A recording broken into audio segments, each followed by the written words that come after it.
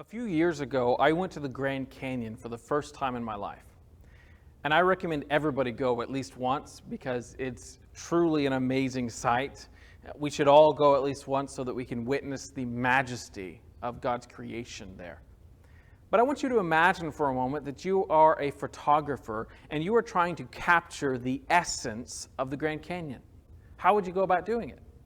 Well, you might take a picture with a wide-angle lens, trying to get as much of the landscape as possible, and that'll get you a good idea of what it feels like to stand on the edge of the Great Cliff, but it won't give you the whole picture. So maybe you decide, I'm going to take a picture from a satellite, and really what that would entail is all of the Grand Canyon, but from a bird's eye view, and you don't get any of the details. Or maybe you're a photographer who likes a certain rock formation, or you like how the layerings of the rock look, and so you zoom in and you take a picture on any one of these great features that are smaller in the Grand Canyon. What's my point? You can't capture the essence of the Grand Canyon in one picture. It's not possible. The Grand Canyon is too big, it's too amazing, and has so much depth to it.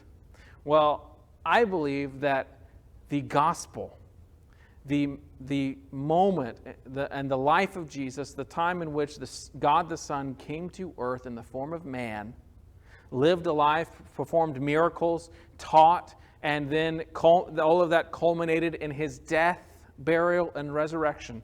I believe that gospel story is the Grand Canyon of all of history.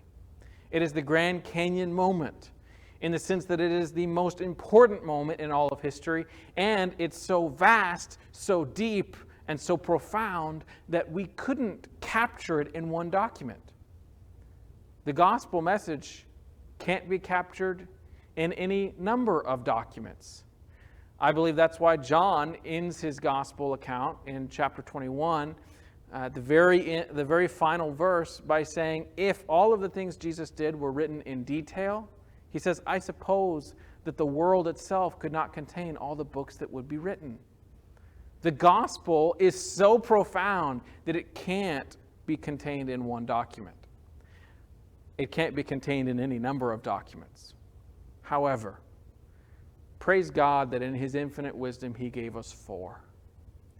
He decided in his infinite wisdom to give us 4 snapshots. Let's call them 4 different portraits of Jesus, each one taken from slightly different angles.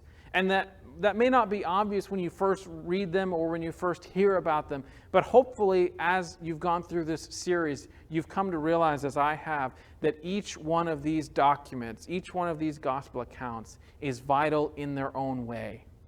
Each one of these gospel accounts uses different or unique stories, different or unique details and orders, all to tell different themes and different lessons that we need to learn. The gospel, according to Matthew, is written primarily from a Jewish perspective. And it's written as a proof text, a proof that Jesus is the promised Messiah found in the Old Testament prophecy. Then we have the gospel according to Mark, which is an action-packed sermon, perhaps meant to be listened to rather than simply read. And it's an action-packed sermon because it's not as focused on the teachings of Jesus as it is on his actual actions and what he did and the power of what he did. And in this way, I believe it was written to a Roman audience who would have been more interested in the man and in him being God in the flesh than they would have been interested in some of his teachings. Then we have the gospel according to Luke, which has many of the same teachings as Matthew, but is written from a perspective that expands outward. It's not only to the Jewish audience, but to the whole world. The universal nature of the gospel is made explicit and made clear, that the gospel is for all. This is made clear in the gospel of Luke. And then we have the gospel according to John.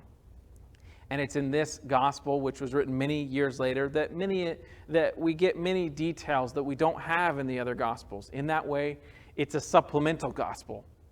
But it's much more than that. It is a gospel written to a more mature church to a church that was dealing with certain issues that they hadn't been dealing with before. And so this gospel was written so that the people would keep on believing that Jesus is God in the flesh. And this gospel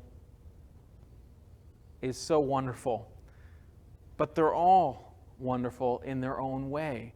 You may have come into this series with more of an appreciation for one gospel over another. I know that before I started this series, I had a favorite, and it changed over the years. But I have to say that after preparing for this series and after delivering it, I don't have a favorite gospel anymore, because I've come to appreciate just how much each one brings to the table.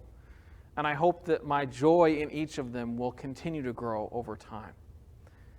So as this series draws to an end, I could certainly talk about many more things, but we're going to come to a close, and I'm going to pass along to you 2 pieces of homework. 2 things I would like for you to do. Hopefully this video series is only the beginning of your study of the differences and the interrelationships between the Gospels. And here are the 2 things I would love for you to do moving forward. Number 1, please take the time to sit down and read each of these gospel accounts in one sitting. That means that you set aside 3 or 4 hours and open up the gospel according to Matthew, and you read through it from beginning to end. And you do the same thing later with Mark and with Luke and with John. Now, I know that's a big ask because it's hard for us to make time in our schedules, but I truly believe you will be blessed by this experience. And if it's still too much to ask, at the very least, try to read through these gospel accounts, each of them in only a couple of sittings, where there's not much time in between the sittings. The point is that you need to be reading the entirety of each of these gospel accounts with the whole picture in mind. So often when we study the life of Christ, we take individual moments and we study them individually. And there's a place for that. However, the overall context is very important and cannot be ignored.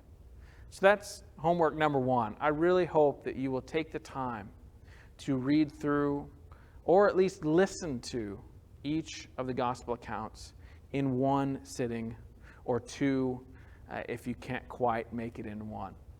The second piece of homework I'm going to ask of you is that you would, as you read through these gospel accounts, that either on paper or in your head, you would break them down into an outline. That you would break each of the gospel accounts into separate pieces and discover how they work together on your own. Now, all of the materials that I've gone over, at least all of the images that have been on whiteboards, and also some text-based outlines, all of them will be available in the link down below. You can go and you can print them off, and I hope that they're a blessing to you. But I hope even more that you will go and read these gospel accounts and that you will outline them on your own. Because while I have my own interpretations as to how each book breaks down, I'm not God, and I don't have infinite knowledge. And everyone's going to take something slightly different from each gospel account, from each Bible verse, really. And so I really hope that you will take the time and make the effort to discover things for yourself. I honestly, truly hope that this series has been a blessing to you. I hope that if you've had the question kind of burning in your mind, or maybe it's just been in the back of your mind for many years and you haven't quite known what the answer is, that question, why are there 4 Gospels? If you've been asking that question, I hope that I've given you an adequate answer. And I especially hope that you can come away from this series thanking God and praising Him that He gave us 4 instead of 1.